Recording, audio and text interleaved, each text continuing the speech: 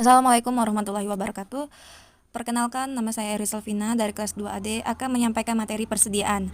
Persediaan merupakan aktiva perusahaan yang menempati posisi yang cukup penting dalam suatu perusahaan, baik itu perusahaan dagang maupun perusahaan industri atau manufaktur. Apalagi perusahaan yang bergerak di bidang konstruksi, hampir 50% dana perusahaan akan tertanam dalam persediaan, yaitu untuk membeli bahan-bahan bangunan.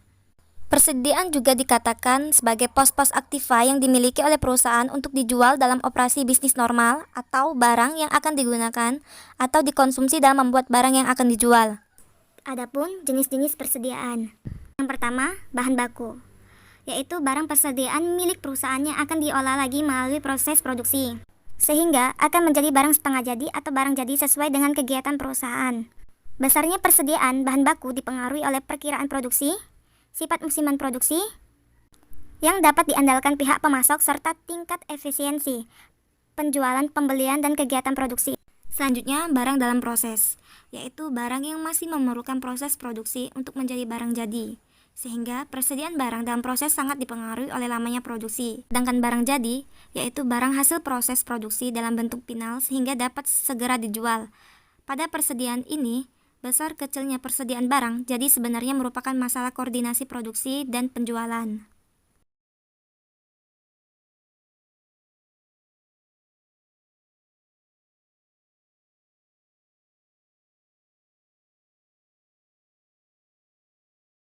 Bisa kita lihat di slide selanjutnya, yaitu inventory perusahaan manufaktur. Nah, di sini ada bahan baku yang sudah saya jelaskan tadi. Bahan baku kita bisa dapat membeli bahan mentah atau barang untuk dijual kembali. Nah, sedangkan dalam proses yaitu dengan menambahkan nilai atau menambahkan barang. Nah, sedangkan barang jadi adalah barang yang akan siap dijual dalam persediaan. Mungkin kita harus mengetahui mengapa pengendalian persediaan itu penting. Nah, persediaan adalah aset yang signifikan dan bagi banyak perusahaan merupakan aset terbesar. Persediaan juga merupakan hal yang sangat penting bagi aktivitas utama perusahaan dagang dan manufaktur. Adapun kesalahan dalam menentukan biaya persediaan dapat menimbulkan kesalahan penting dalam laporan keuangan. Untuk itu, persediaan harus dilindungi dari risiko eksternal seperti kebakaran dan pencurian, dan penggelapan internal oleh karyawan. Nah, di slide selanjutnya yaitu Whose inventory is it? Nah, yaitu barang dalam perjalanan dan barang konsinyasi. VOB shipping point, artinya itu titik pengiriman.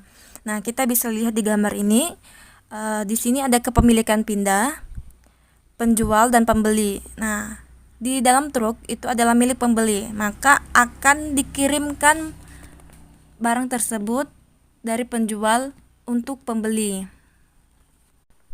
Selanjutnya, POB destination, artinya tujuan. Tujuan pengiriman barang oleh penjual dengan pembeli agar kepemilikan pindah menjadi milik pembeli. Nah, berikutnya itu metode penentuan nilai persediaan barang yang dijual dan yang masih ada. Yang pertama itu metode FIFO, first in first out. Nah, yaitu dalam metode ini barang yang pertama kali masuk dianggap dijual terlebih dahulu. Jadi harga barang yang masih tersisa di persediaan kita adalah barang-barang yang terakhir dibeli oleh kita. Yang kedua yaitu metode LIFO, last in first out. Artinya metode ini merupakan kebalikan dari metode yang pertama disebutkan di atas. Jadi barang yang pertama kali dijual justru adalah barang yang terakhir kali dibeli. Ketiga yaitu adalah metode rata-rata. Diasumsikan biaya-biaya yang dibandingkan terhadap pendapatan sesuai dengan rata-rata yang per unit. Metode rata-rata ini terbagi menjadi dua cara penghitungan yang berbeda. Yang pertama adalah rata-rata sederhana, yaitu nilai rata-rata yang ditentukan dari rata-rata harga beli barang secara global. Yang kedua, rata-rata tertimbang, yaitu nilai rata-rata per unit. Selanjutnya adalah metode identifikasi khusus. Dalam metode ini, penilaian barang sesuai dengan nilai masing-masing jenis barang yang ada. Jadi, setiap barang yang dikenali oleh cost-nya atau oleh nilainya. Sistem periodik ini adalah pada saat menjual barang tidak ditentukan harga pokok barang yang dijual. Pada setiap akhir periode ditentukan unit persediaan yang ada dan yang dijual. Biasanya, perusahaan yang menerapkan sistem periodik ini umumnya memiliki karakteristik persediaan yang beraneka ragam, namun nilainya relatif kecil. Adapun contoh dalam menentukan nilai atau harga pokok persediaan dalam sistem periodik. Bisa dilihat dari data tersebut. Terdapat itu pada tanggal 1 Januari itu persediaan awal 200 unit dengan harga $10 sampai 30 Januari itu pembelian dengan 100 unit harga $13 dan pada tanggal 31 Januari persediaan akhir sebanyak 300 unit dan yang diminta dari soal adalah hitunglah nilai persediaan akhir 31 Januari. Baiklah, kita akan menghitung dengan metode FIFO. Dari tabel tersebut kita dilihat di sini. Tadi sudah dijelaskan apa itu metode FIFO, yaitu first in first out, yaitu barang yang pertama dibeli dan diasumsikan sebagai barang yang pertama kali dijual. Kita lihat. Contoh perusahaan mencatat persediaan barang dagang dengan metode periodik. Nah, diperoleh selama ini bulan Januari. Tanggal 1 Januari itu persediaan awalnya 200 unit dengan harga $10 sampai pembelian terakhir tanggal 30 Januari pembeliannya sebanyak 100 unit dengan harga $13. Sampai pembelian terakhir tanggal 30 Januari pembeliannya sebanyak 100 unit dengan harga $13. Tadi sudah dari soal yang pertama tadi sudah diminta untuk mencari nilai persediaan akhir 31 Januari. Jika kita jumlahkan unitnya, maka jumlahnya adalah 1000 unit. Berarti persediaan yang terjual akhir periode adalah 1000 unit dikurang 300 unit adalah 700 unit. Karena sudah ada yang terjual yaitu 700 unit, kita ambil dari yang tanggal 1 Januari yaitu 200 unit dikali dengan $10. Nah, 400 unit dikali dengan $12. Nah, di tanggal 26 Januari itu ada 300, kita ambil 100 unit dikali $11. Nah, kenapa ambil 100 unit? Karena kan yang terjual adalah 700 unit. Jadi kita hitung 200 ditambah 400 ditambah 100 adalah 700 unit.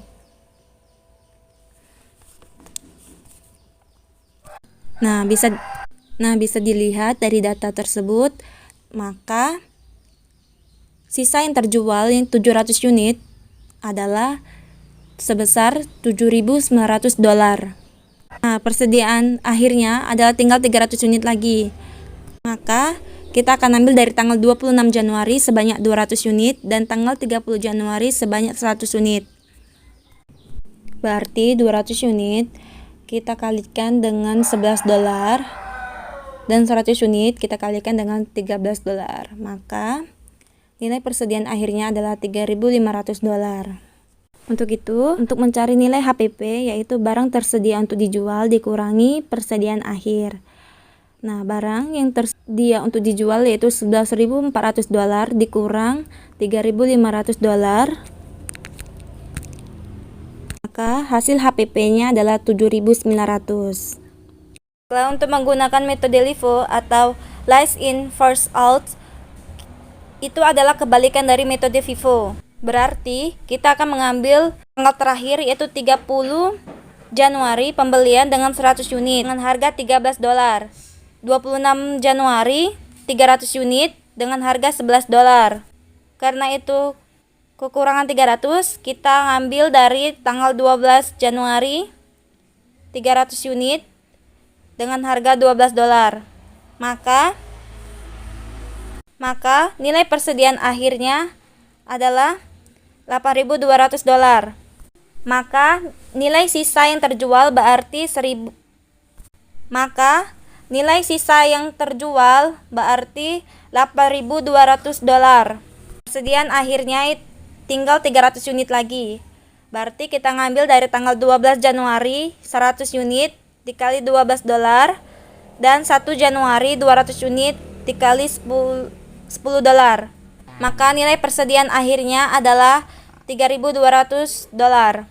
Kemudian untuk HPP-nya berarti 1.400 dikurang $3.200 sama dengan $8.200.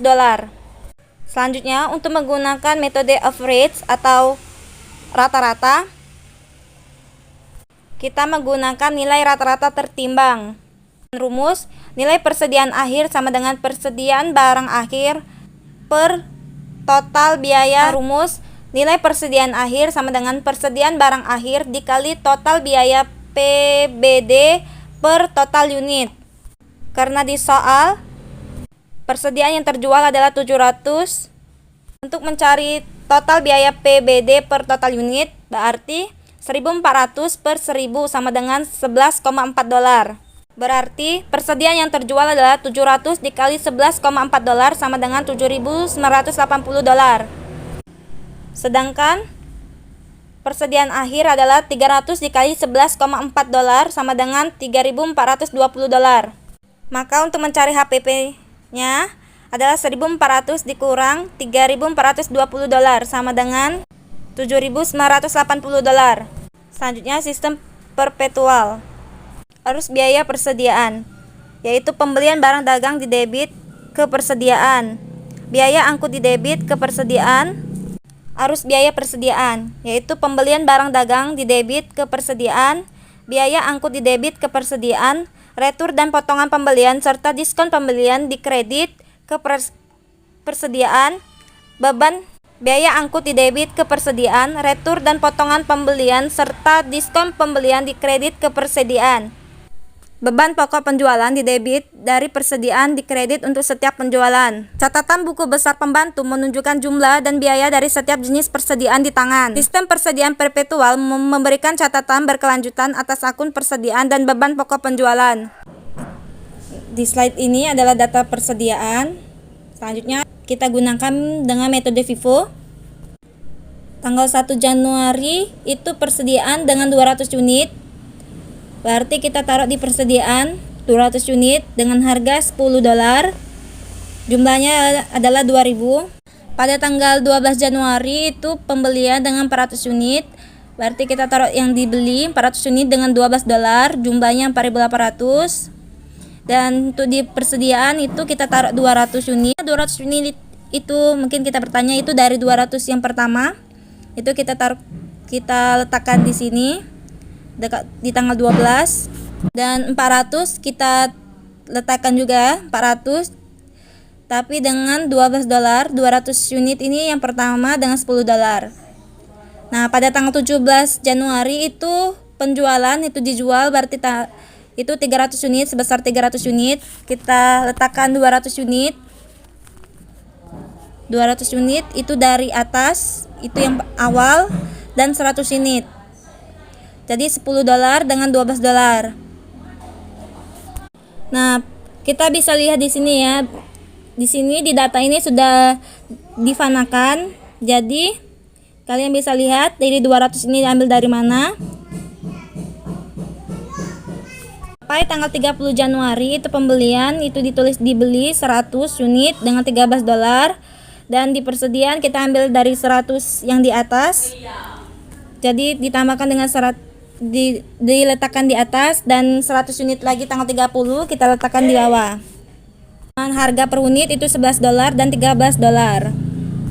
Selanjutnya kita menggunakan metode LIFO. LIFO adalah kebalikan dari metode FIFO. Jadi mungkin metode FIFO dan metode LIFO itu terjadi perbedaan di tanggal 17, di tanggal 26, 27, 28 dan 30. Kalian perhatikan baik-baik di sini. Di tanggal 26 itu jika di metode FIFO itu ditulis 300 dengan 300, maka di metode LIFO di tanggal 26 itu ditulis 200, 100 dan 300. Mungkin ditanya 200 dapat dari mana? 200 dapat dari persediaan yang di atas yang pertama, 200, 100 yang di bawahnya di tanggal 17, dan 300 itu di tanggal 26 persediaan 300 unit. Kalian bisa perhatikan baik-baik. Di situ ada tanda panah, jadi sudah dijelaskan. Taksir cost inventory yaitu terbagi menjadi dua, yaitu metode harga enceran dan metode laba kotor. Nah, metode enceran adalah metode yang digunakan untuk mengestimasi nilai persediaan dari rasio barang tersedia untuk dijual antara harga pokok dengan harga enceran. Sedangkan metode laba kotor adalah metode yang digunakan perkiraan laba kotor dalam periode tertentu untuk memperkirakan inventory pada akhir periode. Metode retail price yaitu atau metode harga enceran, yaitu persediaan memiliki harga pokok dan harga enceran barang yang tersedia untuk dijual. Dihitung rasio cost terhadap retail price, ditentukan penjualan menurut retail price selama satu periode. Tentukan persediaan akhir, yaitu barang tersedia untuk dijual dikurangi penjualan. Hitung persediaan all cost dengan cara persediaan di retail dikali dengan rasio cost terhadap retail price.